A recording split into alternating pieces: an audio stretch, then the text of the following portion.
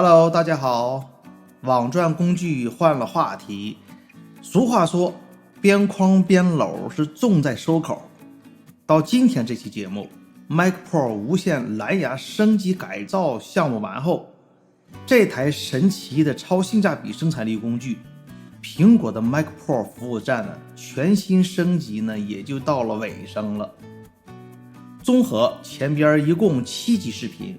从开箱清洗到电源改造、散热保养等等一系列的神操作，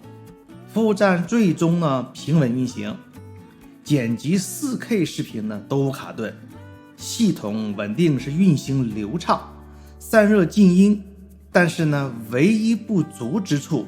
就是由于 Mac Pro MD771 这款老爷机型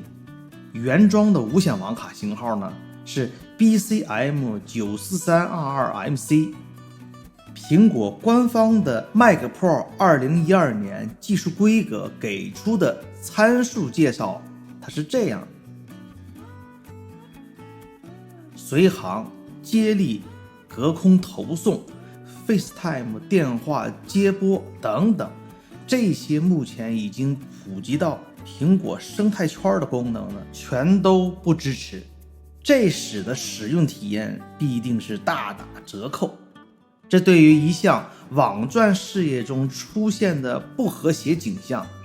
套用一句官话叫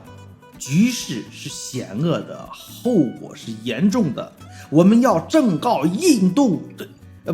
苹果当局，是可忍是孰不可忍。由于原装的苹果服务站中的 WiFi 与蓝牙模块是分开的状态，分别存在于主板的左下以及右下两片区域，空间狭小，线缆复杂，给改造升级工作呢带来了不少的障碍。不过为了完美的使用服务站带来的性能提升，铁人王进喜的那句话回响在我的耳边：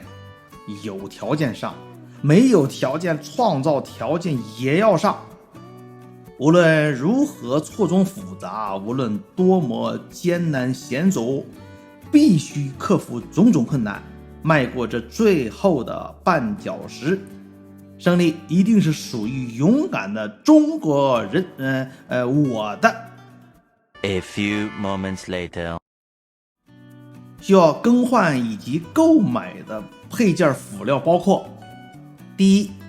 苹果原装的 BCM943-602 CDP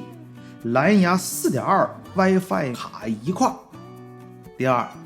迷你 PCIe 转苹果网卡转接卡一块；三， IPEX1 规格的延长线一根；四，热缩管螺丝少许备用。话不多说，咱们开整 ，Let's go。